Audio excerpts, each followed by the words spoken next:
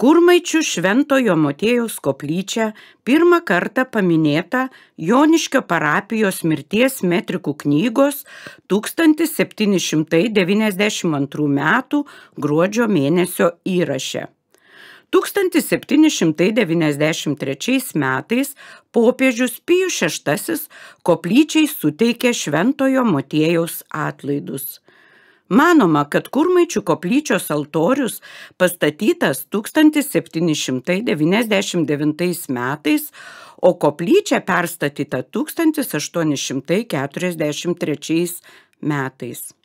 Didžiųjų koplyčios durų vidinėje pusėje įrašyti 1864 metai yra šių naujų durų padarymo data.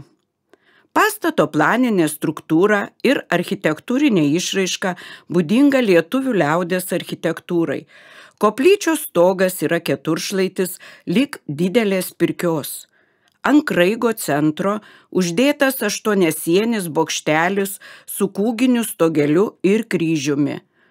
Koplyčia yra stačiakampio plano su trisiene apside ir prie jos prišlieta zakristija. Interjere išlikęs medinis altorius, baliustrada, sakykla, pagrindinės įėjimo durys su kalvio darbo apkaustais kryžiai.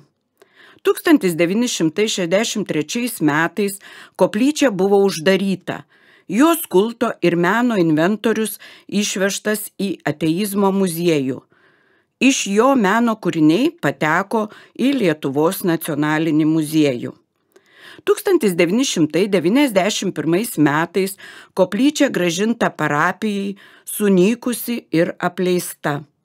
1997–98 metais Joniškio rajono savivaldybės, kultūros paveldo departamento ir Gaščiūnų parapijos lėšomis pastatas restauruotas pagal architektės Laimos Ramonaitės parengtą projektą. Koplyčios stogas uždengtas drebulės skiedromis, pakeisti langų rėmai, perklotos grindys, perstatyta zakristija, atlikti kiti pastatui reikalingi atkūrimo, sutvirtinimo darbai pagal senuosius pavyzdžius.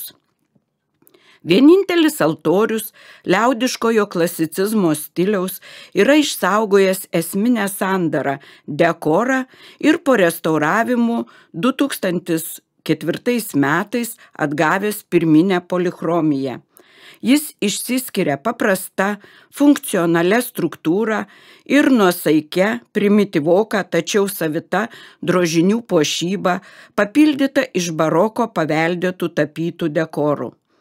Altoriaus paveikslas tapytas 20 amžiaus 10-metyje. Taip pat išlikęs 19 amžiaus pirmos pusės Joniškio krašto koplyčioms būdingos struktūros dirbinys sakykla klausykla. Dvejopos paskirties baldų komplektą sudaro prie sienos kabliais pritvirtinta sakyklos tribūna, į ją vedantis laiptai ir po ją stovinti klausykla. 1998 metais Kurmaičių koplyčia buvo pripažinta geriausiai restauruotų kultūros paveldo objektų Lietuvoje.